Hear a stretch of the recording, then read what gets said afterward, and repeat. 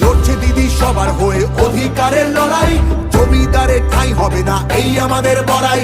মা মাটি আর মানুষ নিয়ে বাংলা আছে ভালো, তৃণমূলের হাতেই থাকুক নতুন দিনের আলো।